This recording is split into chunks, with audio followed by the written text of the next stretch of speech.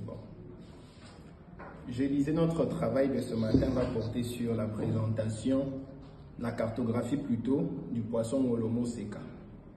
On l'appelle aussi Ngolo, qu'on appelle communément le poisson-chat. Mais l'appellation scientifique, je dis, on l'appelle le Clarias garhipunus. Clarias garhipunus.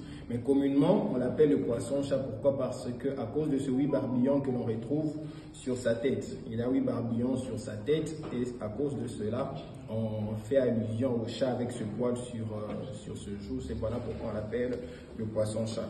Tout au long de notre travail, on a essayé de parler de sa description biologique. On a parlé de sa peau, de sa bouche aussi. Mais nous allons essayer de passer à l'essentiel.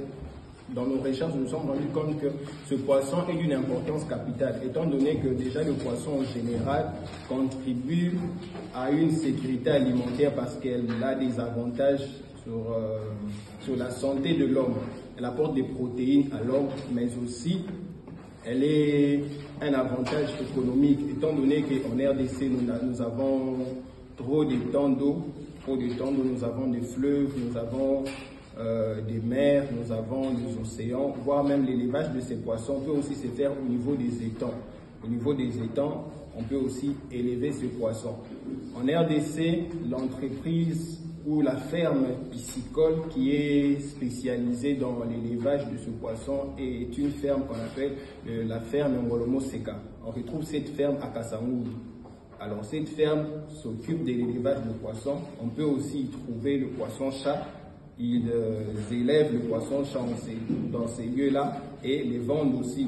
Et cela contribue économiquement dans l'économie de notre pays, mais aussi en matière d'emploi parce que ça permet à certains d'avoir des emplois au sein de la société. Alors, au niveau de loi établie, dans mes recherches, je me suis rendu compte qu'en RDC, il n'y a pas de codes pour la pisciculture. Des codes sur la pisciculture, j'ai écouté le professeur Mutambwe Shango qui était en train de les dire. Il a été invité à la radio Okapi qui échangeait. Il était en train de parler. Son thème était sur comment élever le poisson-chat ici en RDC. Alors, il a essayé de présenter un peu les difficultés sur cet élevage.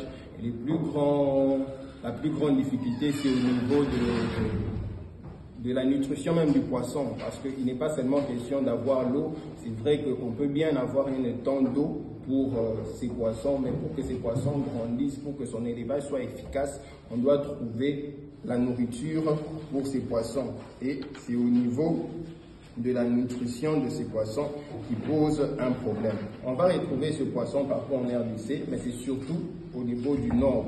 Au nord de la RDC, là je vois l'Équateur et dans la province orientale. J'ai dit ici comment est-ce que les différentes appellations, vu aussi les différentes provinces. Comme par exemple, au Katanga, on parle, pour parler de ces poissons, on parle de Kabambale, à Maïndombe, on parle de Mboli, à l'Équateur,